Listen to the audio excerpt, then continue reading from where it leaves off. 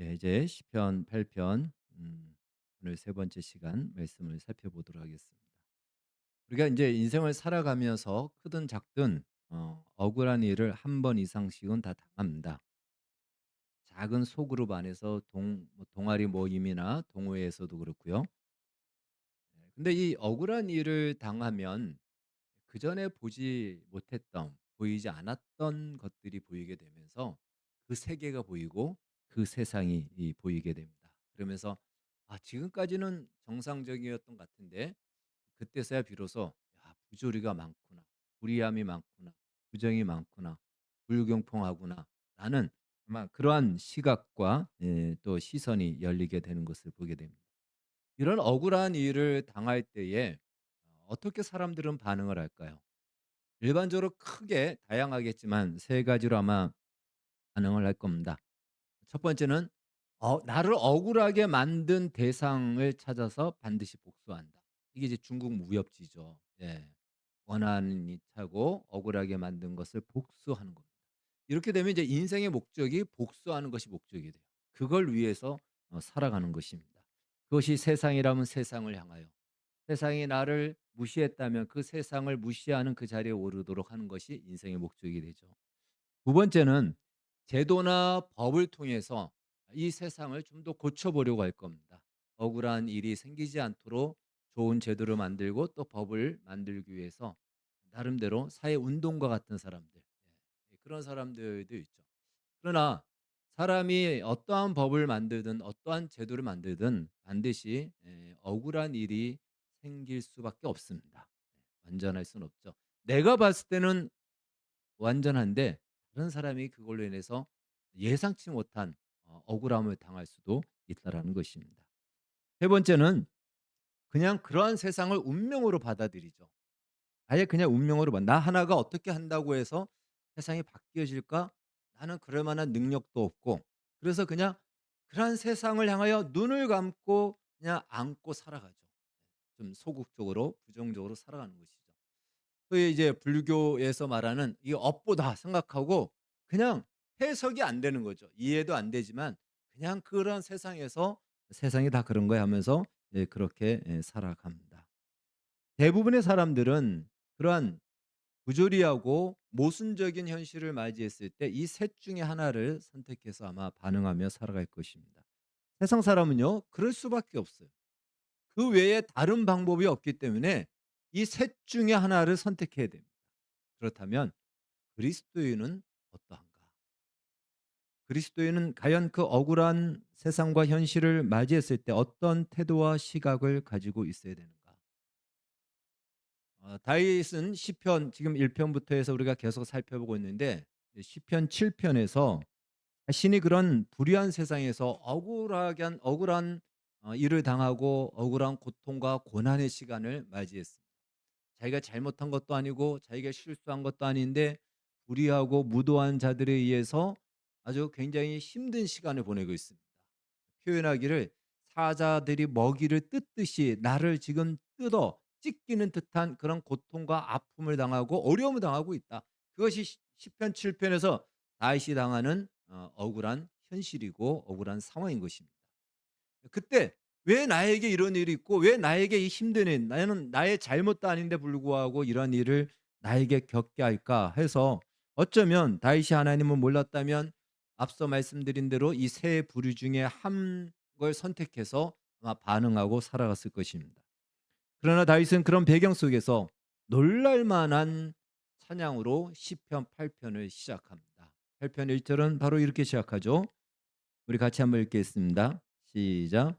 여호와 우리 주여 주의 이름이 온 땅에 어찌 그리 아름다운지요 주의 영광을 하늘 위에 덮어나이다.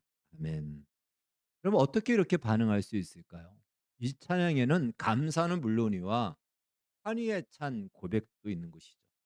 억울한 세상과 현실을 만났는데 불평하지 않고 감사하고 찬양한다. 세상에서는 정신병자 아니면은 정말 어려운 현실입니다. 결과론적으로 뭔가 그 사람의 인생이 바뀌어졌다면 그때 그렇게 이야기할 수 있겠지만 그 현실 그 상황 속에서 이렇게 반응한다는 것은 불가능하죠. 다윗은 어떻게 이렇게 반응할 수 있었을까? 시편 8 편에서 다윗은 자신이 이렇게 찬양하고 이 억울한 현실 속에서도 하나님의 이름을 높일 수 있는 그 근거를 몇 가지, 그가 우리에게 힌트를 주고 있습니다. 우리가 지금까지 살펴봤듯이 하나님께서 천체를 만드시고 그 천체가 일초의 오차도 없이 매일 하나님의 성실하심으로 다스리시고 그 모든 것들을 운행하시고 경영하신다라는 것입니다. 뿐만 아니라 하나님께서는 이 세상에 천하를 호령하고 자기 마음대로 다 될 것 같이, 그리고 불의와 이 무도함을 난무시키는 그런 사람들을, 그 대적자들을, 그 악한 사람들을 젖먹이의 입으로 그들을 잠잠케 하신다라는 이 하나님의 놀라운 손길을 보고 나서야, 당장 눈에는 나에게 억울한 일이 있고 나를 힘들게 하고 내 인생을 고통스럽게 하지만 하나님이 이 모든 것들을 지켜보시고 아시고 통치하시고, 하나님은 전혀 이들에 의해서 영향을 받지 않으시고 하나님은 하실 일을 지금도 하고 있다라는 것을 알았을 때 다윗은 비로소 자신의 원수를 하나님 앞에 맡길 수도 있고 하나님을 찬양하게 되었다라는 것입니다. 다윗이 신앙이 좋아서 다윗이 갑자기 뭐 어떤 새로운 무엇을 받아서기라기보다도요, 하나님의 은혜죠. 하나님이 다윗의 눈을 열어서 이 세상의 움직임이 자연이 그냥 자연이 아니고 하나님의 손길 속에서 이루어지고 있다라는 것을 그로 하여금 깨닫게 했고 알게 해 주셨다는 것입니다. 여러분, 이 자연의 이 물리적인 부분이요, 그냥 이루어지는 것이 아니에요.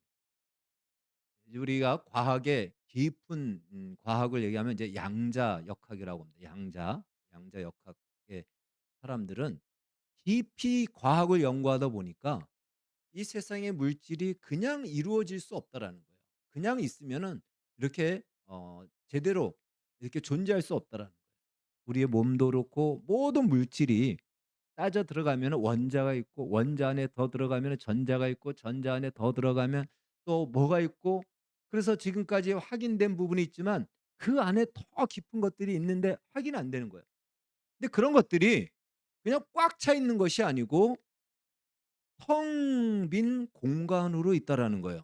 그러면서 전자가 있고 뭐가 있고 있는 거예요. 이 전자라는 것을 우리가 한 번쯤은 들어봤을 겁니다. 우리 몸 안에 우리 세포라고 하는 것을 구성하고 있는 것들인데, 이 전자는요 마이너스의 그 성격을 가지고 있어요. 그러니까 이 마이너스의 성격이 마이너스를 만나면은 서로 밀어냅니다. 플러스가 있어야지 서로 합치는 거예요. 우리가 이렇게 걷고 말하고 제가 서 있고 손뼉을 치고 움직이는 이 모든 것들은요, 마이너스와 플러스라고 하는, 이제 중성자가 보통 이제 플러스라고 합니다. 그것들이 정확하게 힘을 발휘해야 이렇게 모아지고 우리가 움직이고 말을 할 수 있는 거예요. 여러분, 이 일이 하나님이 지금 하시고 있다는, 이 일은 그냥 이루어질 수 없다라는 것이 과학자들의 고백입니다. 우리 몸만이 아니고 이 천체와 모든 것들이 지금 다 그렇게 이루어지고 있어요. 하나님이 그 일을 지금 성실하게 하고 가십니다. 하나님을 대적하고 하나님을 무시하고 하나님이 없다라고 하는 자들이 큰 소리 쳐도 하나님은 그 일을 포기하지 아니하시고 그 일을 지금도 이루어 가신다. 하나님의 통치를 다윗이 알게 되었습니다. 그랬을 때 하나님 앞에 하나님의 이름을 찬양하는 그 자리에 이르게 됐다라는 것입니다. 그래서 우리도 우리의 인생 속에서도 이러한 정말 억울하고 생각지 못한 아픔과 고통을 맞이할 때도 있죠. 명예가 훼손되어지기도 하고 물질을 손해 보기도 하고 참 어디에 하소연하기도 어렵고 또 누구로부터 보상받기도 어렵고, 그래서 우리 안에는 상처로 가득 차 있는데, 우리가 그때 기억합시다. 이 모든 것 하나님이 하신다는 거예요. 특별히 하나님이 의로우신 분이기 때문에 그분 앞에 우리가 맡길 수 있고 토로할 수 있고 하나님의 은혜와 긍휼을 구할 수가 있다라는 것입니다. 자, 다윗은 그래서 그 억울함 속에서도 이제 시편 8 편을 시작하면서 여호와 우리 주여 주의 이름이 온 땅에 어찌 그리 아름다운지요라는 감탄의 찬송을 하였던 것입니다. 그렇다면 이 오늘 다윗이 고백했던 대로 하나님께서 젖먹이들을 입을 통해서 그 포악자들을 잠잠하게 하셨다면, 그렇게 하셨고 그렇게 하실 수 있다면 지금 우리 곁에 일어나는 불의함과 무도함은 과연 왜 일어나고 무엇이냐 이거죠. 젖먹이를 통해서 세상을 잠잠케 하고 이 악한 자들을 잠잠케 하셨다면 지금 일어나고 있는 이 무도함과 불의함은 어떻게 잠잠할 것인가? 혹시 이것은 옛날에 하나님이 처음 세상을 창조하고 인간을 창조했을 때만 허락되어진 것이지 않을까? 이런 생각을 우리가 가질 수가 있다라는 것입니다. 옛날에는 가능했지만 아담이 타락한 이후에는 이 모든 것들이 다 취소된 것이 아닌가? 잃어버린 것이 아닌가? 이렇게 생각할 수가 있다라는 것입니다. 그렇지 않다면 지금 우리에게 일어나는 억울한 현실을 설명할 길이 없기 때문에 그렇습니다. 그러나 다윗은 이렇게 찬양한 것이 과거에 에덴 동산에서만 허용되었던 놀라운 하나님의 은총과 복이었다라는 것을 말한 것이 아니다라는 것입니다. 물론 아담의 타락 이후 인간은 오히려 죄의 노예가 되어서 죄의 노예로서 살 수밖에 없는 존재입니다. 다윗도 자신이 시편 51편에서 자신이 죄의 노예가 되어서 죄를 지을 수밖에 없는 존재라는 것을 굉장히 한탄하며 회개하며 탄식을 했던 그러한 기록들이 있는 것을 우리가 알고 있습니다. 그럼에도 불구하고 이 현실이 그러한 무도함과 불의함으로 난무하는 그 현실을 직시하면서도 다윗이 어떻게 이렇게 과감하게 담대하게 젖먹이들의 입을 통하여 그 악한 자들을 잠잠하게 하신다라고 이렇게 이야기할 수 있었느냐? 그것은 바로 하나님의 통치하심과 이 역사가 지금도 이루어질 현실이며 앞으로 이루어질 미래를 다윗은 바라보았던 것입니다. 다시 말해 현실에 일어나는 모든 불의와 악한 세력들이 하나님의 통치를 거부하고 또 대적하고 또 하나님의 세우신 질서를 파괴하여 하나님의 형상으로 창조된 사람들을 무너뜨리고 하자는 하는 것이 이 세상이고 악한 자들이죠. 그 뒤에는 물론 사단이 배후에 있는 것입니다. 그러나 궁극적으로 그 악의 세력들, 사단이 발휘하는 이 모든 세력들을 굴복시키고 또 하나님의 온전한 통치를 세상 가운데 편망케 하실 바로 그 역사, 그 일을 이루실 어떤 존재가 있고 어떤 일이 있기 때문에 다윗은 그것을 보고 오늘 시편에 고백하는 대로 젖먹이들의 입을 통하여 그들을 잠잠케 하신다라고 이렇게 고백하였던 것입니다. 자, 그렇다면 다윗이 무엇을 보았기에 무엇을 알았기에 오늘 시편 8편에서 이러한 확신에 찬 고백을 했을까요? 그가 바라본 그 존재는 누구이며 그가 이루실 그 일은 어떤 일인가? 이것이 이제 성경이 우리에게 증거하고 있는 교훈입니다. 오늘 본문의 말씀을 그대로요 신약에서 인용하여 쓴 성경이 있는데 바로 히브리서입니다.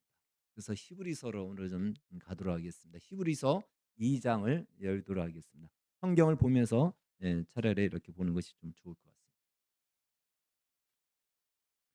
히브리서는요.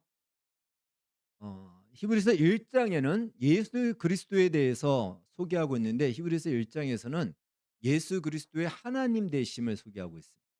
그러니까 예수 그리스도가 성자 하나님으로서 어떠한 존재였는지에 대해서 그 영광스러움을 말해주고 있습니다. 예. 바로 예수님의 하나님 되심 그것에 대해서 1장 1절 2절 한번 같이 읽겠습니다. 시작.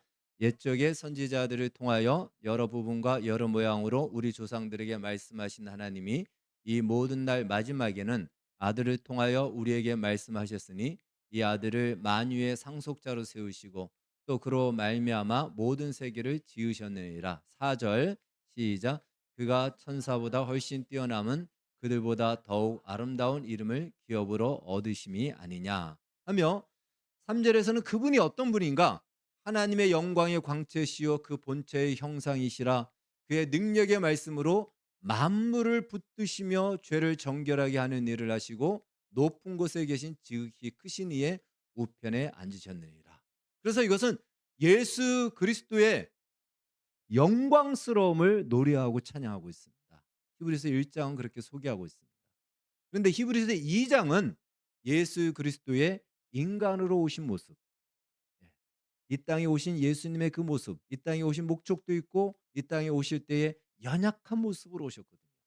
2 장에서는 바로 그 예수님의 인간적인 특징, 예수님의 성품, 예수님이 참 사람으로서 이 땅에 오셨다라는 것을 알려주고 있습니다. 5절 말씀, 2장 5절 말씀, 5절 말씀 같이 읽겠습니다. 시작. 하나님이 우리가 말하는 바 장차 올 세상을 천사들에게 복종하게 하심이 아니니라.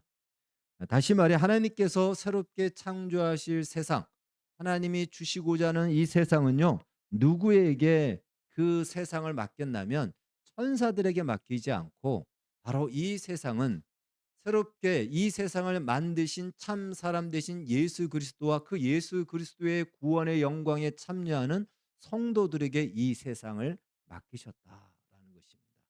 바로 그것을 여기서 소개하고 있습니다. 6절 7절 한번 같이 읽겠습니다. 시작. 그러나 누구인가가 어디에서 증언하여 이르되 사람이 무엇이기에 주께서 그를 생각하시며 인자가 무엇이기에 주께서 그를 돌보시나이까. 그를 잠시 동안 천사보다 못하게 하시며 영광과 존귀로 관을 씌우시며. 자, 이것을 직역하면요, 이런 말씀입니다. 그러나 한 사람이 어떤 곳에서 증언하여 이르되 사람이 무엇이간데 주께서 저를 생각하시며 인자가 무엇이간데 주께서 저를 공고하시나이까. 저를 잠깐 동안 천사보다 못하게 하시며 영광과 존귀로 관을 씌우시며 만물을 그 발 아래 복종하게 하셨느니라. 그러니까 히브리서의 이 말씀은요, 지금 이 말씀이 시편 8편에 나오는 말씀하고 똑같잖아요. 그러니까 시편 8편에서 말씀하는 것과 히브리서 2장에서 말씀하고 있는 그것을 우리가 종합적으로 바라본다면 바로 히브리서 기자나 시편 8편의 다윗이 바라본 세상은 하나님이 처음 창조한 세상과 함께 하나님이 새롭게 창조할 세상을 같이 바라보고 있다는 거예요.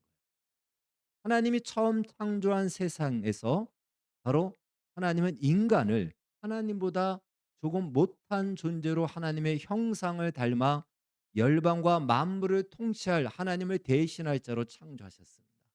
근데 그것이 실패하였죠. 인간의 죄를 지음으로 그것이 무너졌습니다. 히브리서에서는 그 하나님의 창조가 실패하지 않았다.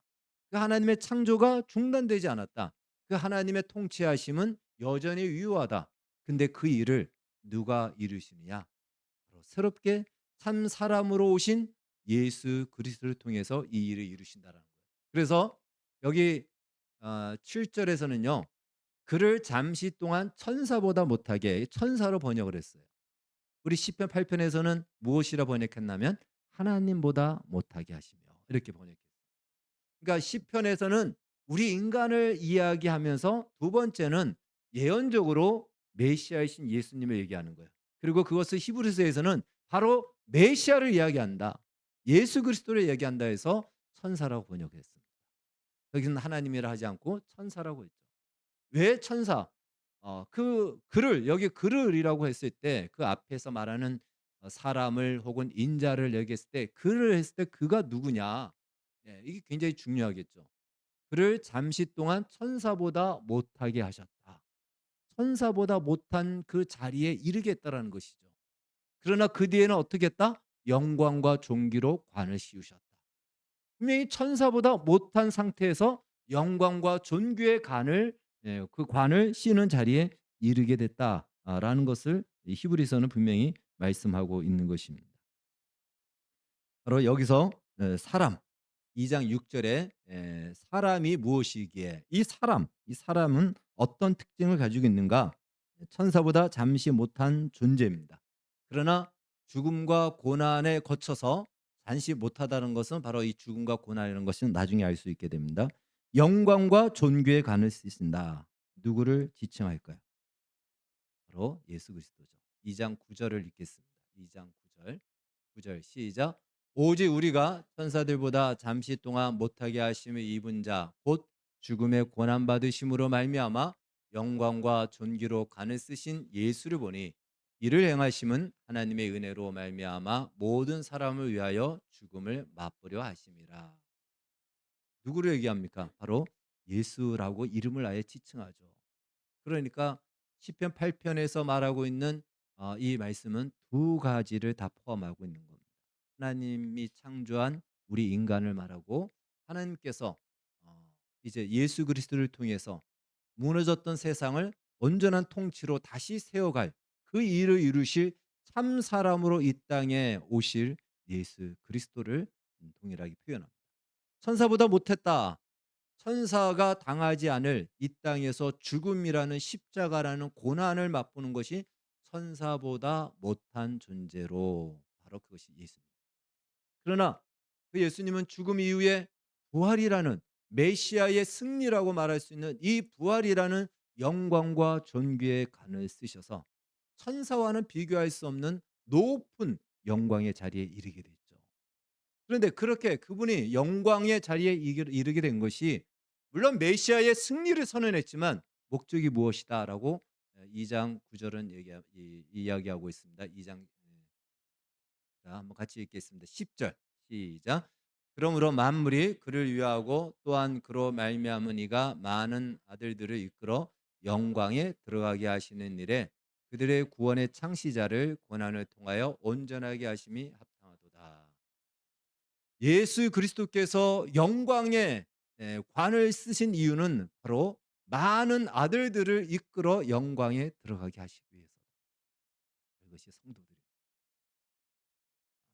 우리가 하나님의 형상으로 지음 받았다가 죄를 지어 아담의 그 죄로 인해서 타락하여 떨어졌지만, 실패한 것 같지만, 하나님께서는 예수 그리스도를 통해서 우리를 영광의 자리에 이를 수 있도록, 예수 그리스도의 대속의 죽음을 통해서 그 자리에 이를 수 있도록 회복하셨고, 그 자리로 우리를 이끌어 가신다는 것. 바로 이것은 예수님의 영광이 우리의 영광인 거예요. 이제 예수님과 우리는 하나고 하나의 운명으로 묶여졌다. 이것을 에베소서에서는, 그는 바로 우리의 머리가 되고 교회는 그의 몸이 되고 우리는 그 몸의 지체다라고 하면서, 예수님과 오늘날 교회 성도들은 하나의 운명 공동체와 같다는 것이, 따로 존재하지 않는다라는 것입니다. 마치 손가락과 우리 머리가 기능은 다르죠. 그러나 손가락의 아픔을, 손가락이 어디에 찔리면 손가락만 아픈 것이 아니고 온몸이 똑같이 그 아픔을 느끼듯이, 우리의 인생의 억울하고 고통스러운 이 현실을 예수님이 모르지 않는다라는 거예요.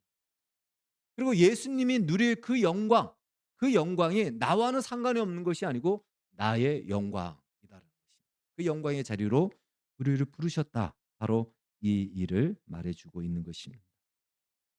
그래서 시편 8편에서 우리가 계속 살펴봤던 그 사람은 얼핏 볼 때는 우리의 인간을 말하는 것이지만, 이 히브리서 기자는 바로 그 사람은 하나님의 아들이신 예수 그리스도다라고 해석해 주고 있습니다. 음.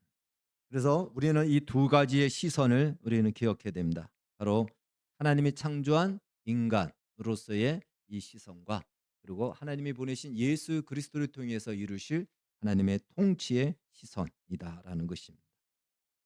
자, 그러면 이제 이 고난을 통해서 예수님이 부활이라는 영광과 존귀의 그 관을 쓰셨고 그것도 우리의 것이다라고 했을 때, 그것이 우리의 운명이 되었고, 이제 예수님과 함께 나는 내가 있는 곳에 예수님이 계시고 예수님이 계시는 곳에 내가 있다라는 사실, 분리될 수 없고 그 무엇으로도 떨어뜨릴 수 없는 그 자리에 이르렀다라는 이 사실, 이것은 우리에게 우리의 신앙의 근간을 이루고 기초를 이루게 됩니다. 어떻게 이렇게 되는지는 우리는 모릅니다. 그냥 놀라운 하나님의 신비로운 사역입니다. 우리의 어떤 자격과 우리의 어떤 노력과 우리의 어떤 조건이 들어가지 않고 그냥 하나님께서 그 은혜의 역사를 펼쳐 주셨습니다. 계속해서 말씀 한 번 더 보겠습니다. 바로 이 일은 히브리서 2장 9절, 10절, 한번 보십시오. 11절 같이 읽겠습니다. 시작. 거룩하게 하시는 이와 거룩하게 함을 입은 자들이 다 한 근원에서 난지라. 그러므로 형제라 부르시기를 부끄러워하지 아니하시고. 예. 거룩하게 하시는 이는 예수 그리스도고요. 거룩하게 함을 입은 자들은 성도들입니다. 하나님께서 이 둘을 다 무엇이라 했죠? 하나의 근원에서 나게 하셨다. 그래서 하나라는 거예요. 형제라 부르기에 부끄럽지 않고 형제라 부를 수 있습니다. 예수님을 그래서 우리의 맏형이다라고 얘기하는 거예요. 네. 처음 열매 맏형이에요. 예수님이 제일 큰 형입니다. 부활의 첫 열매입니다. 그리고 이제 우리가 부활의 둘째, 셋째 열매로서 익어가고 함께 하나가 되는 것입니다. 이것이 복음이고 성경이 이것을 우리에게 가르쳐 주고 있습니다. 그러니까 우리의 존재와 우리의 현실에 대해서 우리는 눈앞에 보이는 하나님은 눈에 보이지 않고 눈앞에 보이는 불합리하고 부조리하고 불의한 그래서 억울함과 고통의 현실이 우리의 눈을 가리다 보니까 우리는 하나님으로부터 멀리 떨어져 있는 것 같고 하나님이 나의 사정을 모르는 것 같고 그러다 보니까 우리 안에 불안과 원망과 두려움이 굉장히 많이 있죠. 우리 인생을 그렇게 살아갈 수밖에 없는 우리는 연약한 존재입니다. 근데 그렇지 않다라는 것을 성경이 우리에게 가르쳐 주고 있어요. 다윗은 하나님의 특별하신 은혜로 그것을 깨닫게 해 주신 거예요. 물론 다윗도 성경을 봤지만 우리가 보는 만큼 풍성한 성경을 보지 못했죠. 그 시대에는. 네. 율법서, 토라 정도로 아마 봤을 겁니다. 근데 오늘 우리는 신약 성경까지 해서 이 모든 사실과 이것이 진실이고 이것이 실체라는 것을 성경을 통해서 우리에게 깨닫게 해 주시고 알게 해 주신다라는 것입니다. 바로 이것 때문에 시편 1 편에서 8 편이 시편 전체의 서론으로 자리매김하고 있다라는 것이에요. 그래서 정리하면 바로 이렇게 됩니다. 시편 1 편은 하나님의 세상의 통치 원리를 우리가 배웠고요. 시편 2 편에서는 하나님께서 메시아를 통하여 그 세상을 통치하시겠다라고 하나님께서 말씀하십니다. 시편 3 편에서는 세상은 어떤 세상인가? 압살롬이 다윗을 아버지를 배신하고 죽이겠다고 하는 이 폐륜적인 세상, 죄로 가득 차 있는 세상. 그래서 3편, 4편, 5편, 6편, 7편까지는 내가 지은 죄든 남에 의해서 의한 죄든 알 수 없는 죄든 이 세상은 난장판이고 불의하고 억울하고 부조리하고 모순적인 세상이 펼쳐졌다라는 거예요. 그것을 다윗이 그 자리에서 3편, 4편, 5편, 6편, 7편까지 계속 경험합니다.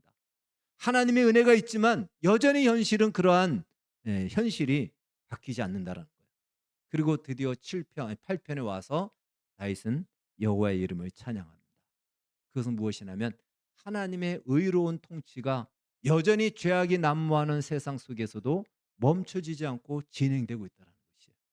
결코 그것이 영원할 것이 같지만 영원하지 않을 뿐더러 세상은 하나님의 심판을 받을 수밖에 없고 죄 때문에 무너졌던 우리는 하나님의 온전한 통치 아래 예수님과 함께 영광의 자리에 이르게 된다라는 것을 이제 8편에서 정리해 주고 있는 겁니다. 사실 시편 전체가 이 밑그림 위에 쓰여졌고요.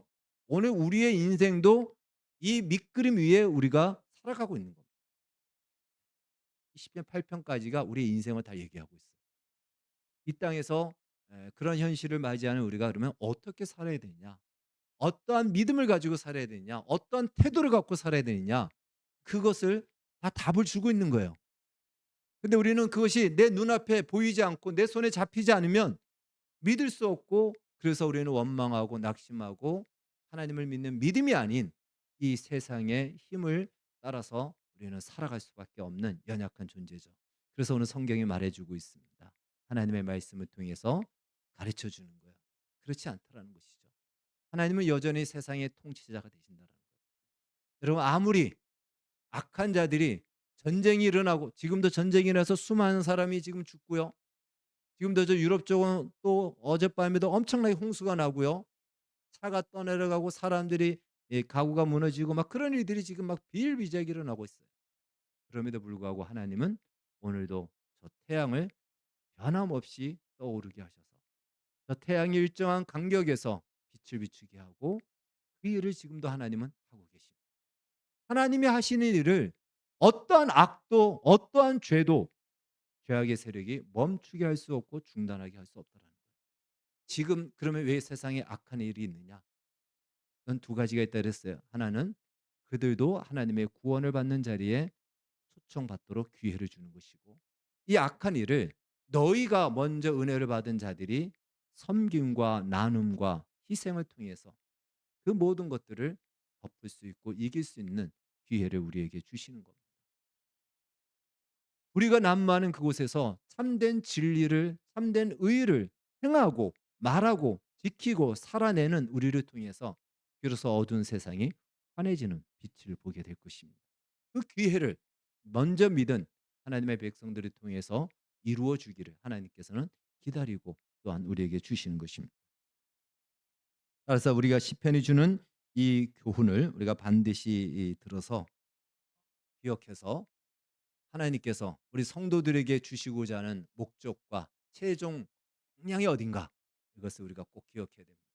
오늘 히브리서에서 말씀하고 있듯이 예수께서 천사보다 못한 존재로 이 땅에 오셔서 죽음의 고난을 당하시고 부활의 영광과 관을 쓰시고 그 영광에 들어가셨는데, 그 목적은 하나님의 성도들 백성들을 그 영광에 끌고 가기 위해서다. 그것이 구원의 완성이에요. 그것이 하나님이 만들어가는 시간의 종착지입니다. 역사는 그것을 향해 나아가고 있습니다.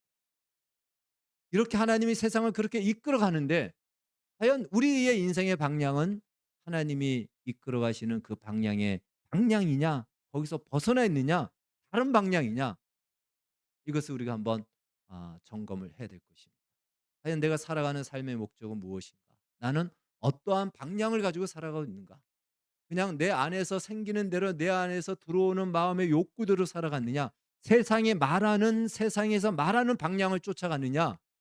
하나님이 우리를 계획하고 목적한 그 구원의 방향, 완성의 방향으로 나아갈 것이냐? 어디에 발을 맞추고 우리의 인생을 전진시킬 것인가? 이것을 우리가 점검해야 될 것입니다. 하나님은 우리 눈에 보이지 않지만, 그래서 현실이 너무 크게 보이지만 여전히 그 세상을 붙들고 계신 하나님을 우리는 봐야 됩니다. 그래서 히브리서 1장, 다시 한번 1장 3절 말씀 한번 보도록 하겠습니다. 1장 3절. 자, 시작. 이는 하나님의 영광의 광채시요 그 본체의 형상이시라.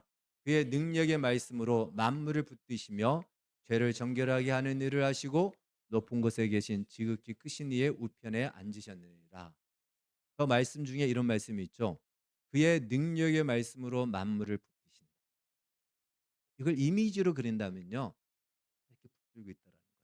이 만물이 지금 일정하게 그 힘을 발휘할 수 있는 것이 자연적으로 만들어진 것이 아니고 하나님이 붙드시고 있기 때문에 이 힘이 발휘되는 겁니다. 하나님이 놓는 순간 공간이 텅 비어서 다 사라지게 되고 엉망질서가 되죠. 하나님이 붙드시기 전의 모습을 창세기 1장에서는 잠시 소개하고 있잖아요. 하나님이 태초에 하나님이 천지를 창조하시니라 할 때 2절에 뭐라 합니까?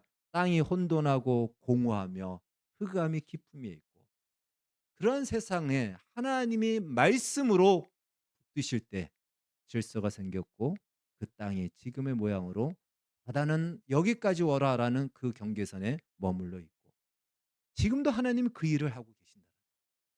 그러니까 나의 현실로 하나님이 어떠한지를 바라보지 마시고 저 자연을 보시고 이 세상을 보시고, 아니 나 자신만 봐도 하나님이 나를 붙들고 있구나. 여러분 이게 이렇게 안 된다니까요.